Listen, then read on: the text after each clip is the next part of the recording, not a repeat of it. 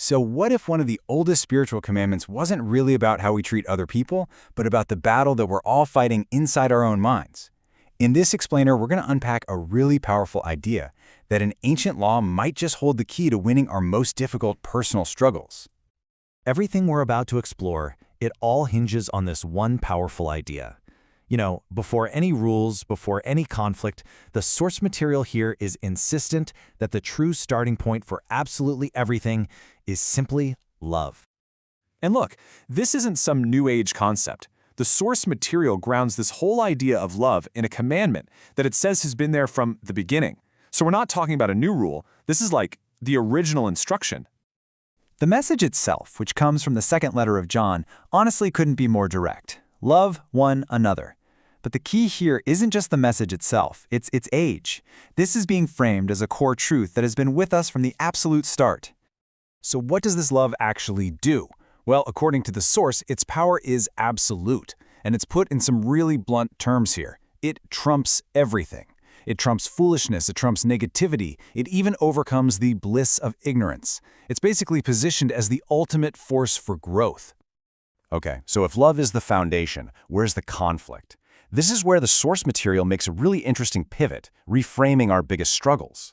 The suggestion is that while stuff happening on the outside might spark a problem, the real war, well, that's not out there, it's happening inside of us. Think about it this way. An external problem might just be the spark, but the real explosion, the battle itself, that all happens inside our own heads. The source argues that this internal war is really the only one that matters, because that's where the fight is truly won or lost. Now, the source takes this idea even a step further. It takes these ancient, almost frightening concepts, like deceivers or even the Antichrist, and suggests we should understand them in a deeply personal, almost psychological way. This is such a fascinating reframing, right? The Antichrist here isn't presented as some external villain at all. Instead, it's defined as that critical inner voice that we all have. You know the one that denies our own value by just relentlessly focusing on every single flaw. We've all felt this, haven't we? That painful moment of looking in the mirror and seeing only what's wrong. That is the voice it's talking about. The one that whispers you're not good enough, completely ignoring the idea that you might be, as the source puts it, divinely made. So let's just pause on that for a second. It's a challenging idea.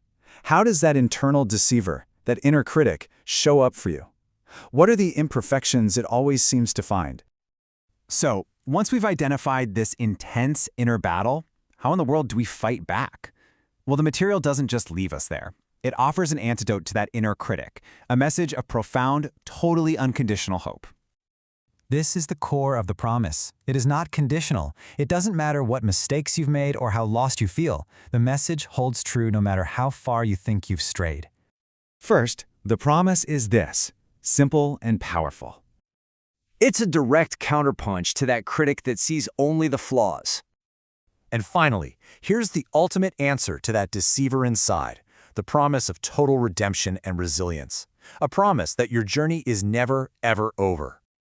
So where does this whole journey leave us? Well, it starts with that foundational principle of love. From there, we turn inward to face the inner critic. That's the real battle.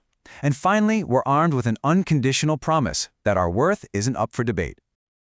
So, if love is the oldest truth out there, the real work is turning that truth inward. Which brings us to the final question, and this one is for you.